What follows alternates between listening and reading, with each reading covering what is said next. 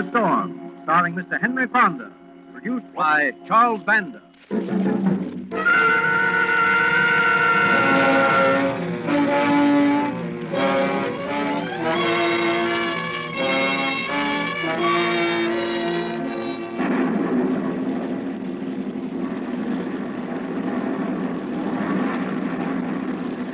It's exciting when there's a storm, and strange things can happen. Now, some people are sensitive to changes in the weather, like me. There's nothing odd about that. It's like people who talk to themselves. I talk to myself a lot. I think about things, and I talk to myself about them. There's nothing odd about that. Come on, Eddie, get the suitcase packed, and let's get out of here. Like that, I talk to myself. You know, just making up my mind because there's no one else around to talk to me. Just getting myself on the move again because the landlady wasn't taking care of the room. She was away on a visit, and her husband, Mr. Waters, was slopping around in a bathrobe trying to run the place. Come on, Eddie. He never makes the bed, and you've used the same towel for a week. It's time to get out. Lock up the suitcase and get going.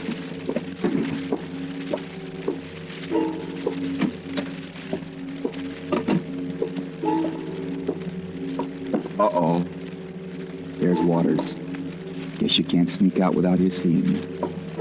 There's a mean man, Eddie. You can tell by his little eyes. All fat men aren't good-natured. Look at him. Stuffing himself with pig's knuckles or whatever they are. Well, come on. Yeah. Hello, Eddie. Morning, Mr. Waters. Yeah. Pig knuckles don't taste as good as they did an hour ago. Guess I'll feed the rest of them to Graham's dog. Oh, that'd be nice, Mr. Waters. Yeah. Taking your laundry out? No, sir. These are clothes. I'm leaving, sir. You what? Leaving. I'm sorry. What's the matter, Eddie? Don't you like the place? Yes, sir, but I got to get closer to my work. Here's the keys before I forget them. You better wait a while, Eddie. Looks like we're going to have a storm sometime today. Oh, I don't mind a storm, Mr. Waters. I'm funny that way. Yeah. Well, it'll be a lot better if you'd wait till the wife gets back. Won't be more than a couple of hours. You mean she'd blame you for my leaving? Yeah, she might. Got a nasty tongue. Stick around till she gets back, Eddie. No, I gotta be going. Besides, I ain't feeling so hot. Been feeling bad all morning. Yeah, getting worse, Eddie. Well, I'm sorry, Mr. Waters. It's my stomach. I'm sorry, Mr. Waters, honest, but I gotta go. Wait a minute. Ain't you forgetting something? Forgetting something? What are you trying to pull anyhow? Well, I don't get it. You don't, huh? What about the rent? The rent? Last week's rent. What do you think I am, a sucker? I paid my rent. Oh, you did, huh? Give me that suitcase. Well, I paid it to your wife before she went away. That's your story. Go ahead and leave if you want to, but this suitcase stays here until I get that rent. But you've already got it. You know I paid it to Mrs. Waters. You're trying to make me out a liar? No, but you were got here. a receipt? Well, she never gave me one. I said I didn't need it. Give me that suitcase. Don't you take a swing at me. Well, you can't slap me around. Now, wait. Eddie, my back. Stop pushing.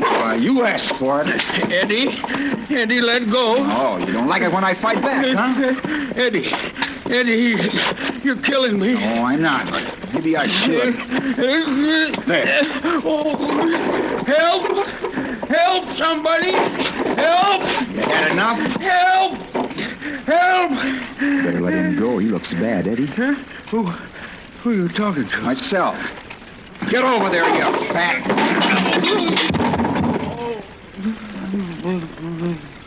I pushed him too hard, I guess. Gee, he looks bad. He's out cold, Eddie. Mr. Waters? Mr. Waters, you all right? Somebody at the door. Better be quiet. Hey, Waters! That's Mr. Graham from next door. That clock's awful loud. Are you in there, Waters? Hey, what's up, Graham? Oh, come on up here, old pal. Something fishy going on. Huh? What's going on? Come here to the door and listen. I don't hear nothing.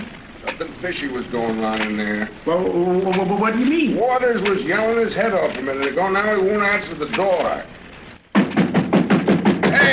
Hey, Waters! You all right? I don't hear him. No, that's what I mean. I think we ought to go in and see what's the matter. You mean just walk in? What do you think? Huh? They're coming in here, Eddie. I said, what are you... You gotta get away. I don't Out the know. back door. Maybe they- No, they can see you from where they are. The attic, that's it. Oh, something's happened. They don't know about that. What do you mean? Up the stairs, but don't make any noise. Better not let them find you, Eddie. Up there where you help Mrs. Waters store the blankets. Why don't you try knocking? Just step over Mr. Waters, Eddie. He looks bad. That's silly. That's no good. There. You never know. You try it. Now, quiet. Try it anyhow. I don't see the point to it. Well, you might. I don't know. I'll try. Right up here's a place to hide from. And if they start upstairs, I can crawl in the attic. Waters? No answer, Graham. Well, isn't that what I told you? Come on, I'm Now I gotta listen. Well, I guess we Gotta see what they do, but just try. can't let them see me. There. Yeah, it ain't locked. Come on in. Do you think we ought to? Sure. I'll bet a pretty something's wrong in here. Come on. I don't like it, Graham. I'm getting out. And leave me alone. Nothing doing. Well, this ain't none of my business, Graham. I feel like a fool if Waters comes strolling down those Well, stairs. he's not gonna... Look under the table. Good Lord. Waters. Say, listen. Well, let's get the table away. Don't stand there. I don't like this, Graham. Let's get the table away, I tell you. Maybe it's hurt bad. Grab the table. All right. Waters? Waters, you all right? We better call a doctor. Yeah, well, there's a phone over there. All right. Hey, wait. Hmm? We don't need no doctor. What? We need the police. The police? Yeah. The guy's dead.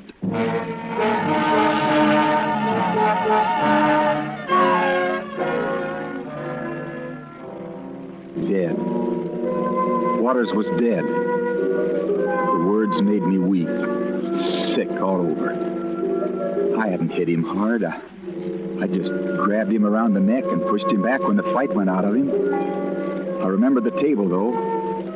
When he fell against it, it tipped up and must have smashed the back of his head. That was it.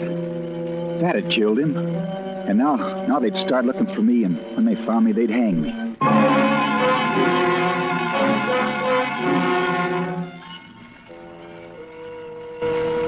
They'll say you killed him, Eddie, and you'll hang for it. They're calling the police now.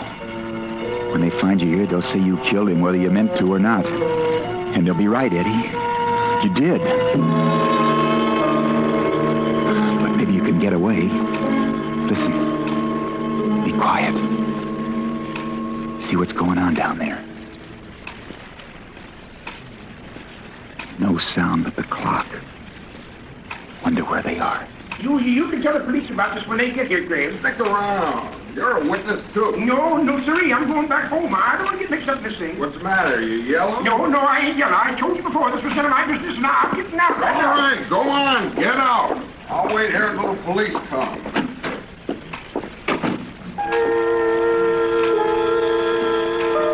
Maybe now's your chance, Eddie. He's all alone.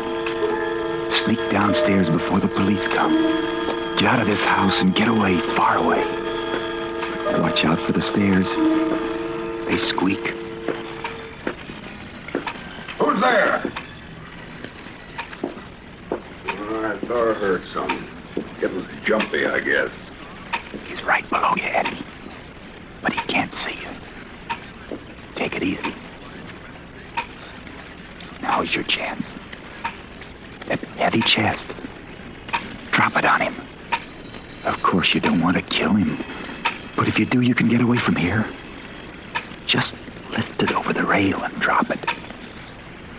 You killed one man, or they'll say you did. They can only hang you once. Lift it slowly, Eddie. slowly. Now, lift it over. Quiet.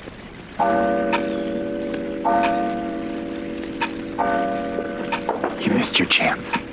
You let the clock scare you. He's gone. The police, they're here.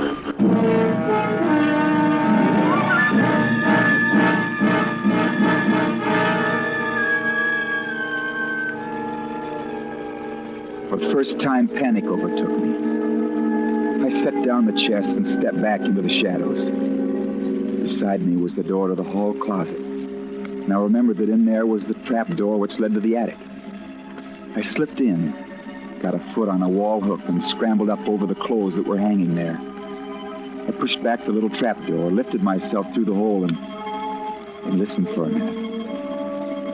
I could hear the muffled voices, but I couldn't hear what they were saying. They must be down there with Mr. Waters.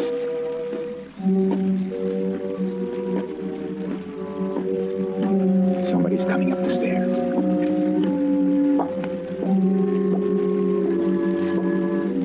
He's coming down the hall. The attic was long and low. He wouldn't think of anyone being up in there. Or would he? It was dark except for the light from a small ventilator. I moved back into the shadows. I crouched low because the space was too small to stand up in. Suddenly, my hand brushed against a short piece of pipe. It had been left there for a long time, and the dust was thick on it. But it was a weapon. It made me feel safer. I moved quietly over to the trapdoor and waited. Get ready for him, Eddie. If he opens the trapdoor, you'll have to hit him. They can only hang you once.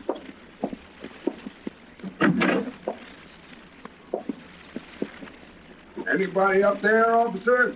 No, nobody here.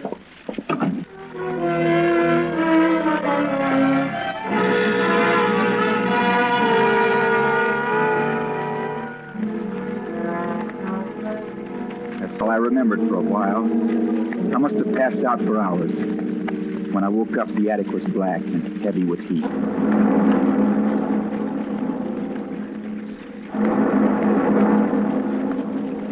Still, there was no storm, only a vague threat and distant thunder.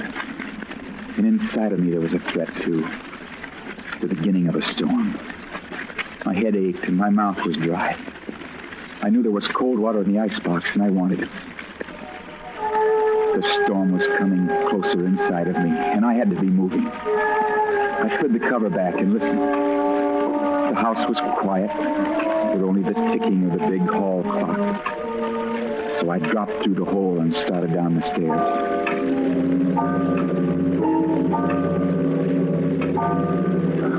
Don't let that clock scare you, Eddie. There's no one here now. Maybe you can get out now, Eddie. There's your suitcase in the hall. Don't forget that. Someone's at the door. Hello, Mrs. Waters. The wife wants to... Oh, it's you, Mr. O'Farrell. I'm glad someone come over, even you. I've been alone for hours, ever since the cops got me back from my sister. Well, the wife says... Oh, gosh, I can't tell you how bad I feel about Come it. in, Mr. Farrell. Yeah, he was a swell man, Mrs. Waters. Your husband, I mean. Yes, he was. Yes, sir, he really swell. They didn't come any better than him. Anyway, the wife seen you from the window, and she said Won't to me... you come in, Mr. O'Farrell? In there? I mean, well... Just for a minute. Well, all right. Just for a minute. They won't find you, Eddie. Not if you stay quiet and keep back here in the shadows. I can't stay long. Anyway, the wife wants to know if there's anything we can do. I mean, if you're scared to be alone or anything. No, there's nothing. Just finish up my dinner and I'll go to bed very shortly, and I'm not frightened. Oh, gosh, it was awful. Simply awful. Yeah. The way he was lying there and breathing so heavy. I was standing right there looking at him. And it was the way he was breathing that got me sort of gasping. You know what I mean? Yes, I know, Mr. Farrell, but he's gone now, and there ain't any good... Listen. Did you hear something? Listen. Hear something? Where? It sounded like somebody breathing. Stop breathing, Eddie. I don't hear anything. Good Lord. It sounded just like him. What on earth are you talking about? Your nerves are all on edge, Mr. Farrell. No, look, I got to be getting back. If you're sure there ain't nothing you need now. No, I'm quite all right. Now, if there's anything you want, you just call. I'm going right to bed. I don't feel well. Well, I shouldn't wonder. I'll tell my wife. Never mind. I'll be all right. All right. Good night, Mr. Farrell, and don't worry about me. Yes, well, good night. I got to get back to the wife. Good night.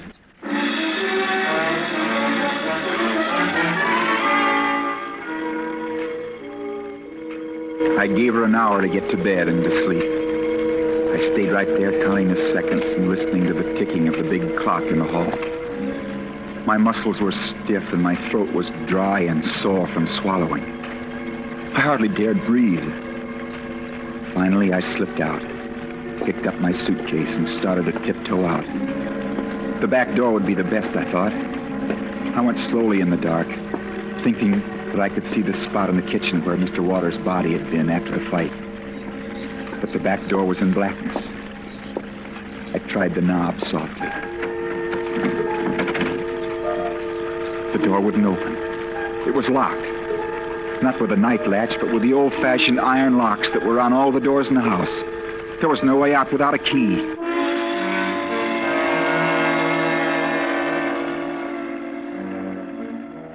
I started for a window. That was no good either. The screens were heavy and were nailed firmly in place. I'd helped nail them myself. I knew that cutting them would make too much noise. There was no way out except with a key, and that must be in Mrs. Waters' room. Back down the hall I went to the downstairs bedroom. The door was unlocked, and I opened it and listened. She's asleep, Eddie. Listen. The keys must be on the dresser, Eddie. Right over there. The storm was getting close outside, and I felt all stormy inside. I had to get the keys, get out of this house. It wasn't too dark to see Mrs. Waters in bed. She was breathing heavily. I brushed past the bed, and my knee touched a chair. I went on until I felt something waist-high. The dresser. I moved my hand slowly over the top. First some clothing. Then I felt around for the keys. They weren't there. I felt more slowly. A hairbrush. A comb. Then a pile of hairpins. Where was the key? I held my breath until Mrs. Waters started breathing regularly again. I was shaking now. I'm scared. And the storm was building up inside. I reached into a drawer. I tried not to make any noise, but there was some. I reached inside. There was something steely and cold. The key. No. Those scissors. Long ones, sharp and pointed. The phone was frightening. I wanted to run to get out of the room. But I couldn't remember where the door was. I held the scissors like a weapon, a knife, and flattened myself against the wall. Oh, dear. The phone. Oh, the phone. Eddie, hide somewhere. The phone at this hour. I stepped back into the closet, pulled some clothes in front of me just before she snapped on the light over the bed. I'm coming. I talked softly to myself like I always do when I'm alone and scared. You've got the scissors, Eddie. If she comes in here, you'll have to use them. They must know you killed Mr. Waters. It wouldn't be right to kill her, too, but what if she finds you, Eddie? You're no killer, Eddie, but you can't be caught. You can't. If she opens the door, do it. Do it quickly, Eddie, and then run. Where's that dang bathrobe? All right. She didn't find you, Eddie. You didn't have to kill her. She just took her robe off the hook. Hello? Yes? You didn't have to kill her, did you? Oh, hello, Mr. Fair. Not yet. What? But now's your chance, Eddie. Her handbag's on the bed. Let's see. You must really... Here they are. The keys, Eddie. Get the back door before she's through. I'll Hurry. stay up and let you in. What?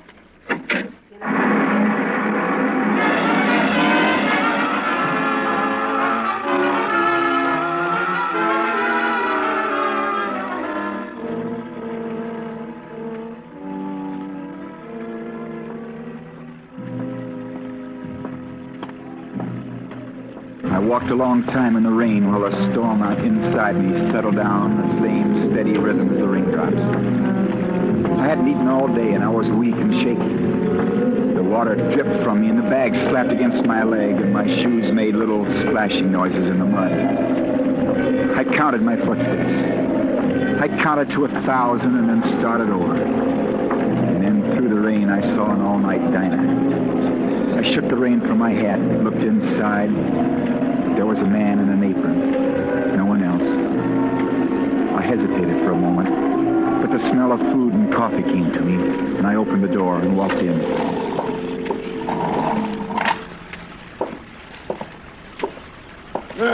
What'll it be? Coffee. Coffee? Bad. Boy, you're really wet. Yeah. Boy. Give me a sandwich, any kind of sandwich. Sure. Coming up. Look, kid, take off the coat and let me hang it up by the coffee boiler. Oh, I'm all right. Let me have the sugar. Sugar? Cream? No. You sandwich all right? That's all I got. Hello, Casey. Well, what's cooking with the police department on a night like this? Plenty, Mike. Give me a cup of coffee in a hurry, will you? A cop, Eddie. Don't run. Take it easy. Coffee coming up, Casey. Hey, kid. Beef sandwich okay? Sure. This raincoat's dripping all over your floor. I'll hang it up, Mike. Okay. It's really wet out there. He's hanging up his gun, too, Eddie. Maybe you can get it if you have to. Well, how'd you get so wet, kid? Didn't see you before. I got caught in the storm. Yeah, I see. Oh, thanks, Mike. Look, kid, maybe you'd better come along with me down to the station house. It was done. It was over. They'd caught me. I'd felt free up until now. I looked at where his gun was hanging by his raincoat. Now I'd have to try it. I'd have to kill again, I thought. I could get them both and get away, maybe. They could only hang me once. How about it, kid? I'll book you as a sleeper. For morning, you'll be dried out on your way. Okay? You mean just sleep there? Well, sure. There won't be any charge against you. Well, thanks, but I've got to get along. Okay. Have it your own way. Well, what do I owe you, Mike? Just a dime. Yeah. Thanks. You been hitting the ball tonight? I'll say. Been taking the doc around. Have to go back and pick him up now. Oh, emergency case, huh? Yeah, Doc called it botulism. Something like ptomaine poisoning. Said it was from eating pig's feet. Old Lady Waters up on Elm Street. You gotta be awful careful of them things. Yeah, they'd warned her about them, but I guess she ate them anyhow. They were from the same batch that killed her husband earlier today. But she didn't know that was what happened to him, and she ate him, too. Ptomaine's bad stuff. Hits you just like that. Yeah. Well, so long. So long, Casey. More coffee, kid? No, thanks. Did you hear that about Mr. and Mrs. Waters both dying from the same thing? Yeah. Pig's milk. You gotta be careful of that ptomaine stuff. Well, looks like the storm's over. Sure is. The moon's out. Just a summer storm, and now it's all over. Yeah, it'll make it nice for you. Feel all right? Me? I feel swell.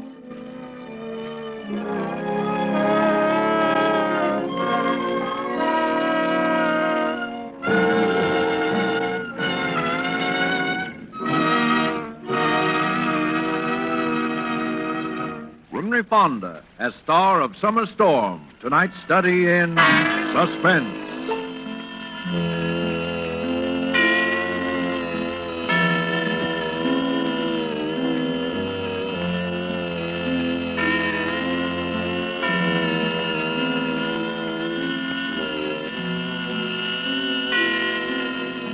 This is the Armed Forces Radio Service.